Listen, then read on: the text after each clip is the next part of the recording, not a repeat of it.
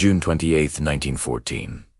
Sarajevo, a city basking in the summer sun, unaware it stands at the precipice of history. On this day, a single event, a confluence of minor errors, and sheer chance, would ignite the flames of a global conflict, reshaping the world forever. This is a story of how a wrong turn led to the Great War. The target was Archduke Franz Ferdinand, heir to the Austro-Hungarian throne. His visit to Sarajevo, a city simmering with Serbian nationalism, was a calculated risk. For a group of young revolutionaries, known as the Black Hand, it was an opportunity they could not ignore. Their plan was meticulously laid out along the Archduke's procession route. The Opelki. 6 assassins, armed with bombs and pistols, waited for their moment. As the motorcade began its journey, the first assassin, Mehmed Bazik, lost his nerve. He stood by, frozen, as the Archduke's car passed. The second, Nedeljko Vabrinovia, was more resolute. He hurled his bomb, but it bounced off the folded-back roof of the Archduke's car and exploded beneath the vehicle following behind, injuring several officers and onlookers. The attempt had failed. The Archduke was safe. For a moment, it seemed disaster had been averted. Following the botched attack, the procession sped towards the town hall. A furious Franz Ferdinand delivered his planned speech, his voice laced with anger. It was here that a crucial decision was made.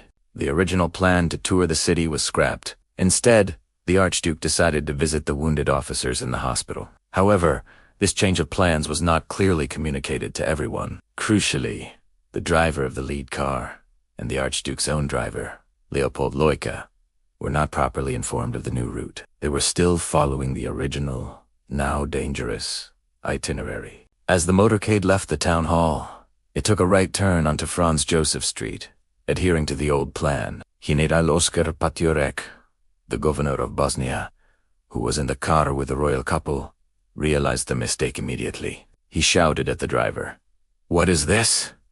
This is the wrong way. We're supposed to go along the Opelki." Loika, the driver, slammed on the brakes. De Largerefe and stiff touring car stalled.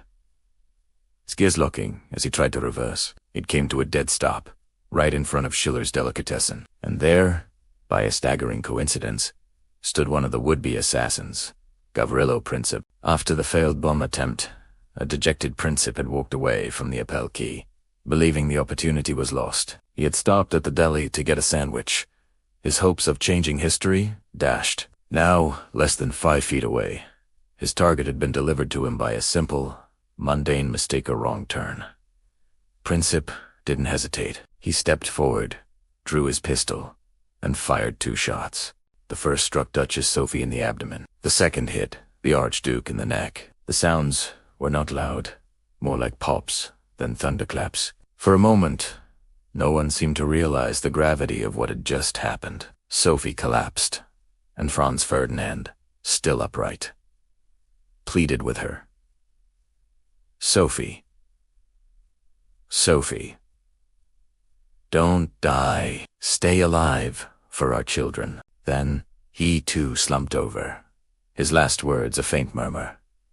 Within minutes, "But we're dead." The news spread like wildfire, first through Sarajevo, then across Europe. Gavrilo Princip was immediately apprehended, the pistol still in his hand. The intricate web of alliances and political tensions that had been stretched taut for decades finally snapped. Austria-Hungary, seeking retribution, issued an ultimatum to Serbia. When Serbia failed to comply with all of its demands, the declarations of war began to cascade. Austria-Hungary declared war on Serbia.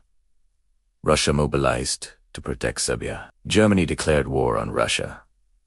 France and Britain were drawn in. The world tumbled into chaos. It is haunting to consider the what-ifs. What if the driver had been properly briefed on the new route? What if he hadn't taken that wrong turn onto Franz Joseph Street? What if the car hadn't stalled at that exact spot? Gavrilo Princip would have finished his sandwich and gone home. The Archduke and his wife would have returned to Vienna. Would the Great War have been averted? Historians debate this endlessly. The political climate in Europe was a powder keg, and many believe that some other spark would have eventually lit the fuse. The naval arms race, Colonial rivalries and fervent nationalism were all pushing the continent towards a confrontation. War, in some form, may have been inevitable, but it wasn't inevitable that it would start on that day, in that way.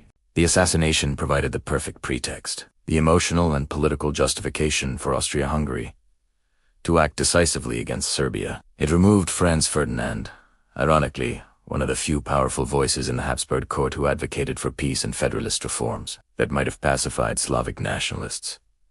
The story of June 28, 1914, is more than just a political assassination.